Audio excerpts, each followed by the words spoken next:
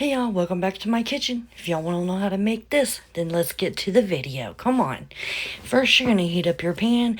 You're going to add in a couple of tablespoons of EVOO, some extra virgin olive oil.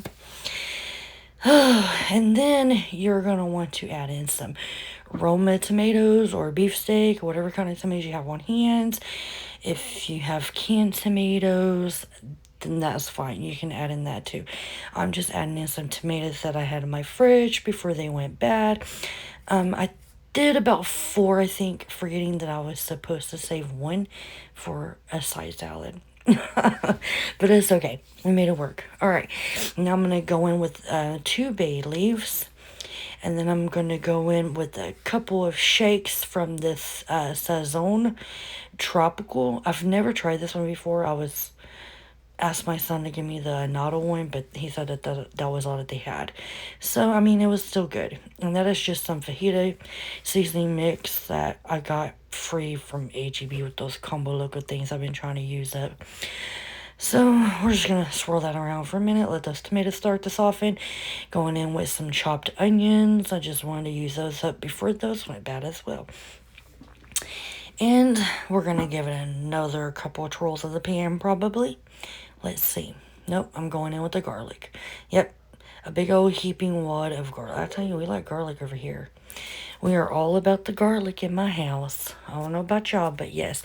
You don't have to put in as much as I did. I probably put in about 4 cloves. You can use about 2 cloves or 1. Or if you don't really like to eat the garlic, you can just put it in whole and then just fish it out at the end. And then here I am going in with a couple tablespoons of cumin. And then there's my Knorr chicken bouillon. Going in with the little sprinkles of that. Alright, starting out pretty good. Then there goes some garlic powder. This pollo guisado, yep, onion powder. This pollo guisado that I'm making, I'm going ahead and I just made it because I didn't really have nothing planned out, but I did have some stew meat in my freezer that I needed to use up. So, and it was cold and rainy, so I said, why not? I already got everything on hand. And okay, there's the beef. There's my beef, my stew meat. I'm just going to dry it off real quick, and then we're going to get the seasoning it with the same seasonings that we seasoned the vegetables with. The garlic powder, the onion powder, the Badia Sazon Tropical seasoning stuff is real lemony, and some cumin. But by all means, if your store has some Sazon, or if you send somebody to the store to get some Sazon, get the annatto one. That's the one that you want, the red one. They come in like little packets. Badia has some, but I never used the Badia kind before besides this one, and it was real limey. So just, get the Sazon one. It'll really make it really, really good. And make it a pretty color as well.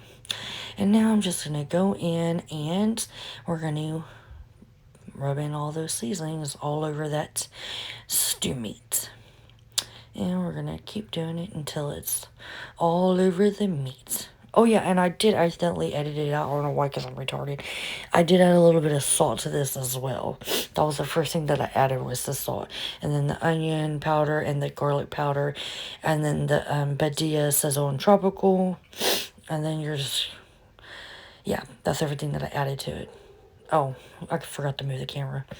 And see, our tomatoes are starting to cook down here. Now, if you wanted to, you could have just let all this cook down. I kind of did it backwards because I had to be at work at like 1 o'clock in the morning on this day.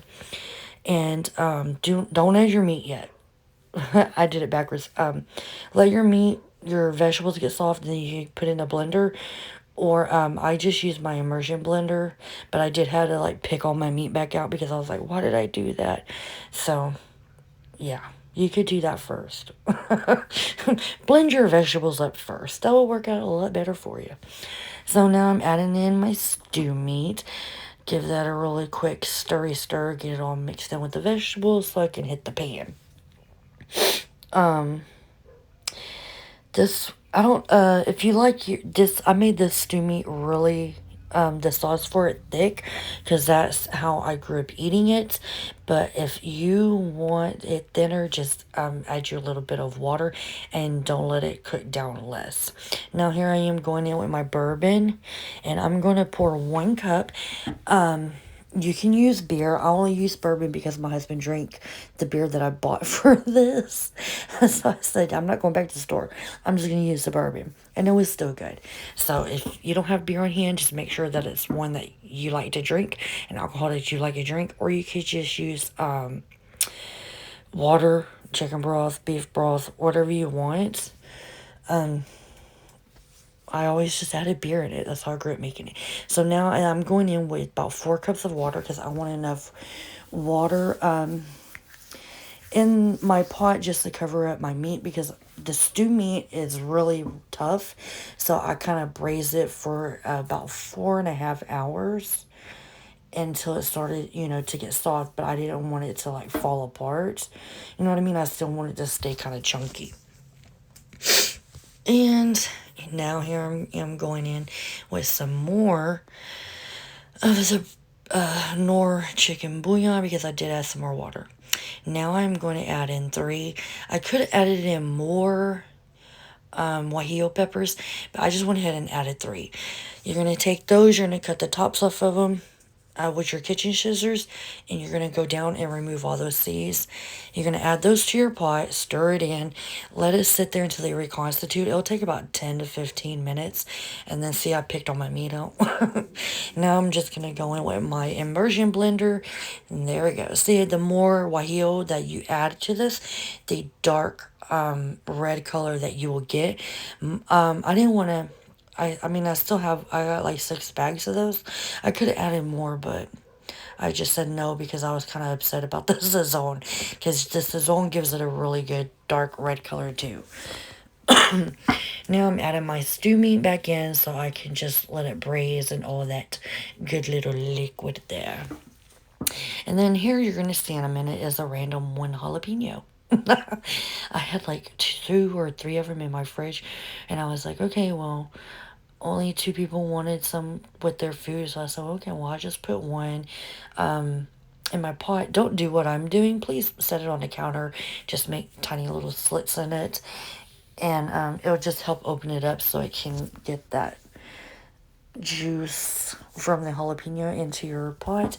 Now here I am being picky about what green onions I want going in my soup. I'm so retarded, but it's okay. There it is. I put in all my green onions in the soup.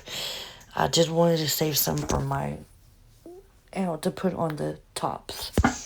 Make it look all pretty. Now, there we go. We're going to get the braising. And then this is about 3.5 hours later, and my meat was starting to get soft. So I said, well, I'm going to go in. No, this was about 4 hours later. That's right. And then I went in with my potatoes. I wasn't going to add them at first, but my husband was like, hey, we got the potatoes in here. I said, ooh, let me use them before they go bad. And here's the end result. Look at that. Scrumdiddlyumptious. If you've never made pollo guisado before, it's really easy. It's really simple. It isn't difficult. If you're new to cooking, one pot wonder, and it's good. And then look at my big head. And it's good, and it will definitely warm you up and fill you up, that's for sure. It's cheap, it feeds a lot. The more potatoes you add, some people add carrots, the more potatoes you add, the more that you can stretch it. So, and there's my beans and my olive rice that I made. I don't know why I just had like a random can or a random jar of olives in my pantry, but I was like, hey, I'm gonna use it.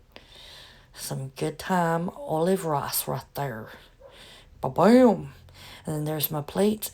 There's my tortillas that I just took off the skillet not too long ago. And now I'm just trying to figure out how to arrange them. Because that's the story of my life. If you're wondering what kind of cheese I put on top of my beans, it is, God, what is it called? Oh, my mind went blank, y'all. It's that Mexican cheese is kind of like Fresco. God, my mind went blank. I'm so sorry. I'm so tired. All right, y'all. Well, I hope y'all enjoyed my video. See you next time. Bye.